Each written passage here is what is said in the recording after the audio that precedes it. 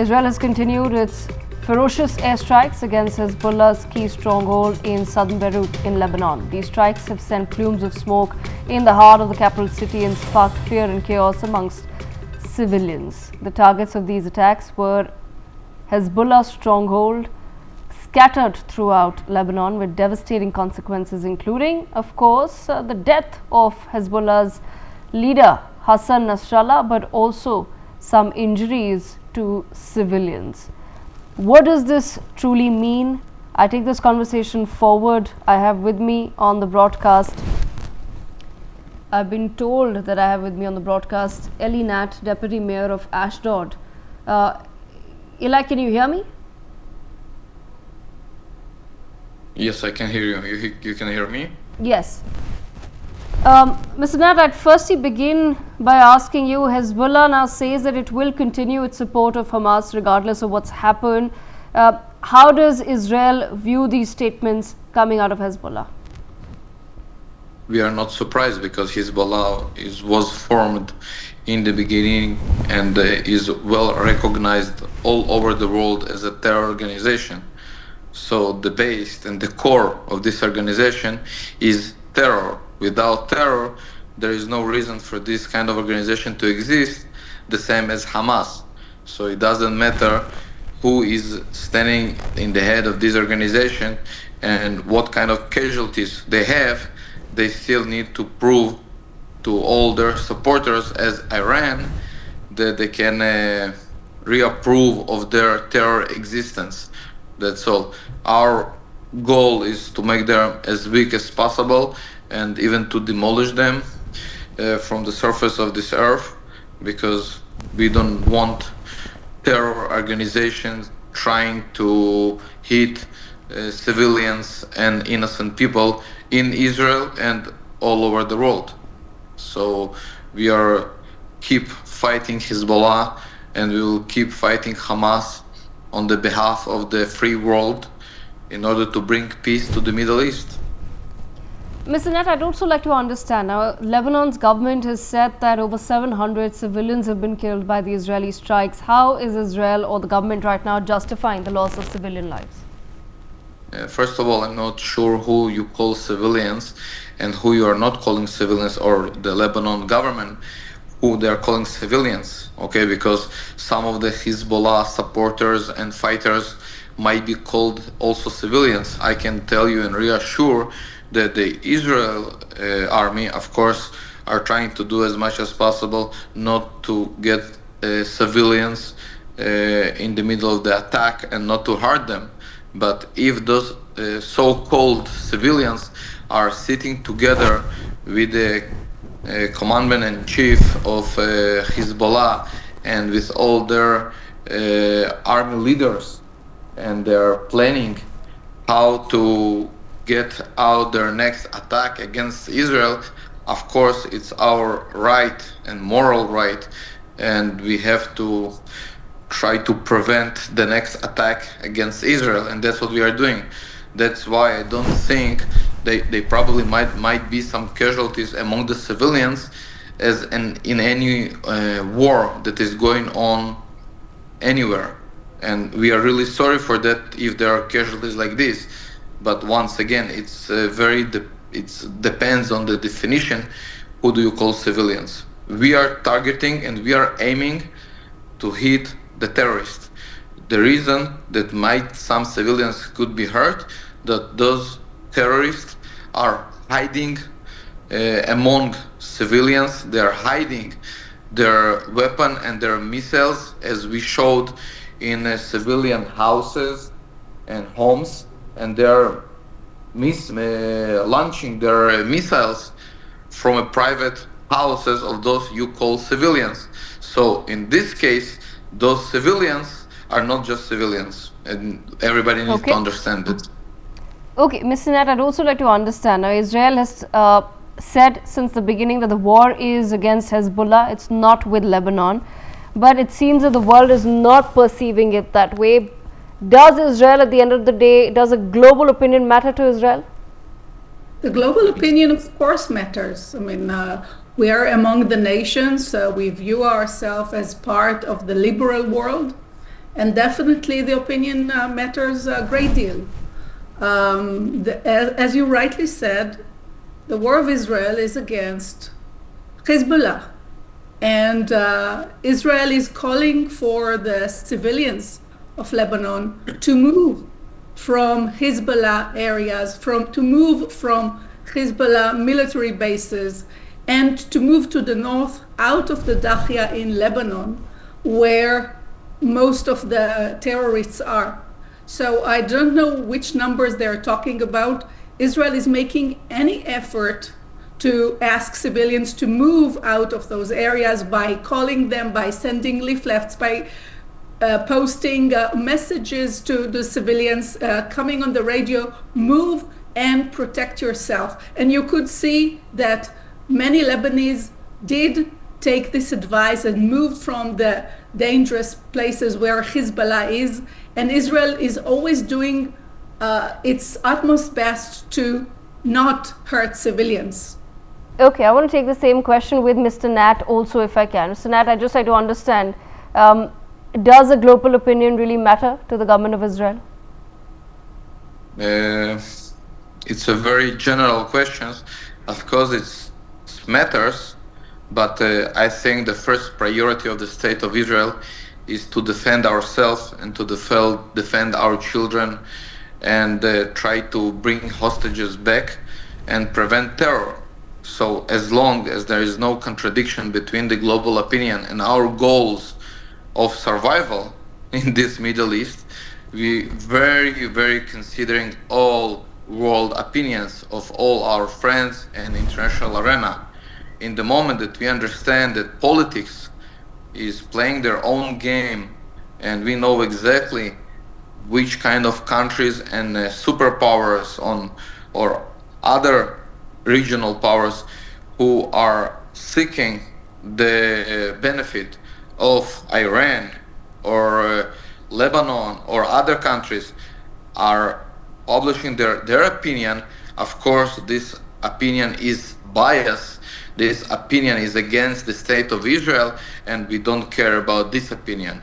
We care about the moral opinion of the free world that wants to live a quiet, normal life without terror organizations, without weapon of mass destruction, to be aimed at the democratic state, the only democratic state in the Middle East, the state of Israel, who never opened attack first, but always tried to defend itself, trying to build a quality, normal life as the only Jewish state in the world. Okay.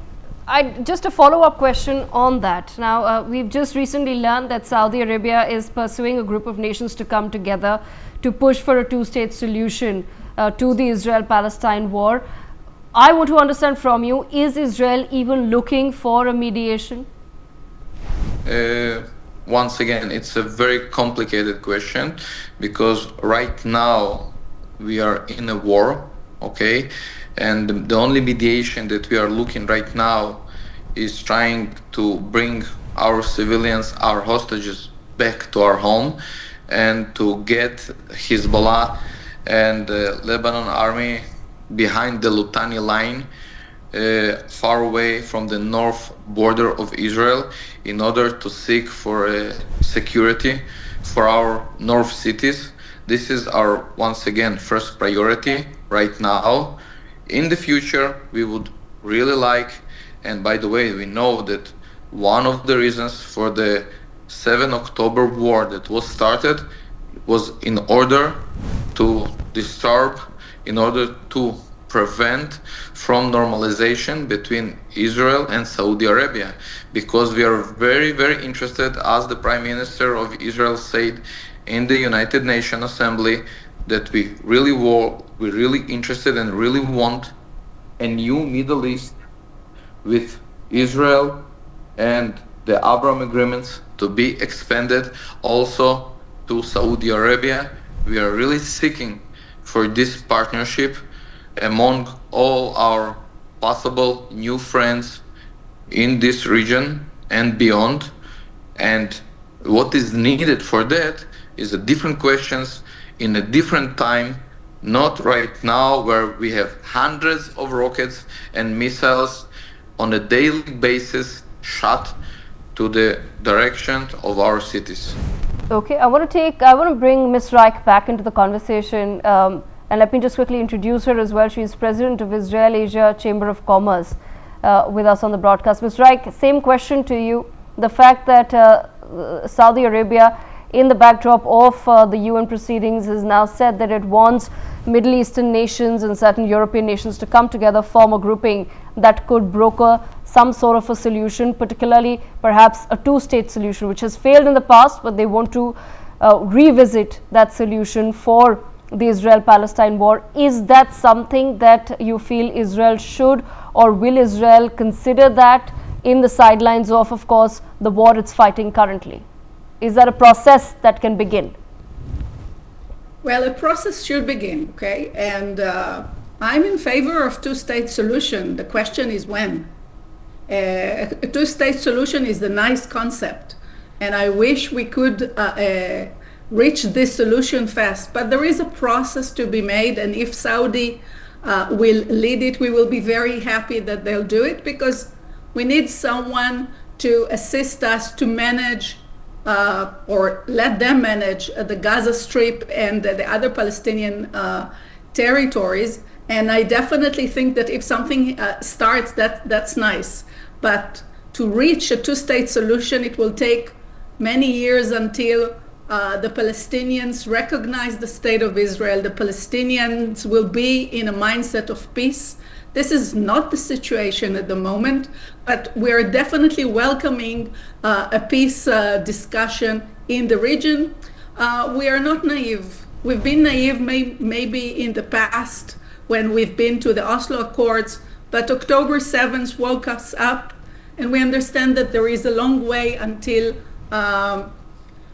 two-state solution or some arrangements in the area. And if Saudi and Egypt and other I would say more liberal Islamic countries will join forces, definitely it's welcomed, and we need their help in this region. Okay, Mr. Nat, bringing you back into the conversation, I want to understand from you. There is also now speculation ever since the Hezbollah leadership has been wiped out, particularly Hassan Nasrallah, that there are people who are speculating that, of course, a new leadership may rise, but it could go unannounced, which will make it difficult to really understand who's actually in control, who's in charge and who's to be targeted. How do you view this analysis? We've seen that the Israeli intelligence, maybe they were not so good in October 7, but definitely the Israeli intelligence showed their strength in the last couple of weeks. So whomever it will be the new leader, it will be very clear. And I don't think that they'll keep it as a secret. I think that they already announced that the cousin of Nasrallah will become the leader. And it doesn't matter who will be the leader. I hope that this strike on Hezbollah will weaken it, but we are not naive. We understand that still Hezbollah has a power, and as long as Iran is pumping money and ammunition and support and training to Hezbollah, it's not over until we actually deal with Iran. Okay, Mr. Eli Nat, same question to you. So I want to understand from you the speculation that's now going on that perhaps this strike will in fact make it harder for Israel in the future to understand who's going to be the fresh faces in control. I don't believe that the leader or the next leader of Hezbollah or any other organization will hide his identity, first of all, because the meaning of all these terrorists is what they're trying to transmit to all the world, that they are brave, they're not afraid of anything, and they want to live a jihad life in heaven maybe, and they want to die in fighting, in war.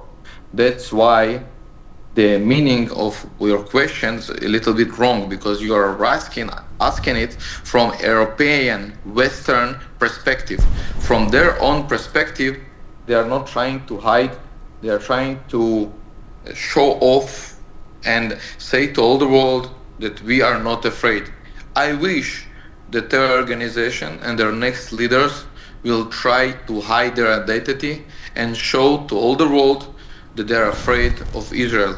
What it really is, I don't think that's the case. That is the case. I think it's completely the opposite. But we need to understand that it doesn't matter who is trying to hide their identity or any other intelligent information. I feel and I think that all around the world today understand that our intelligence, that our Mossad and our army is so sophisticated, is so strong. We have so much information about all our enemies that this is just our decision. Either we want to press the button or not. It's not about our capabilities. It's not that we don't know or don't know how to do it. It's the question of our will. And we understand that if we will want to eliminate this leader, the next leader, or the one next to come, it will be done easily and quickly. And that's what everybody should know and should afraid in our neighborhood. Because in our neighborhood, only the strongest is surviving, not the one with the highest moral, unfortunately. Okay. On that note, I thank both Mr. Eli Nat and Annette Reich for joining us on the broadcast and taking us through their perspective, especially an Israeli voice, to understand what really is it that how is it that people are understanding the latest strikes in Lebanon. But I want to, on that note, also bring in Michael Daniel, retired army officer, into the conversation. Mr. Daniel, I'm sure you've also heard what the previous speakers have had to say. I want to understand from you, one of the speakers also spoke about how the entire situation vis-a-vis Israel and of course the several wars that it is currently engaged in will not have or cannot have a solution until and unless it deals with Iran. How do you view that analysis, sir? I don't think that Iran is just making trouble in this area. He's taking part with Hezbollah and putting himself in this conflict. I think he should go away. Iran people are also not interested in involving in this conflict. So I think they should go away and let the Hezbollah let him fight with Israel, and they will get what they need, and they are getting.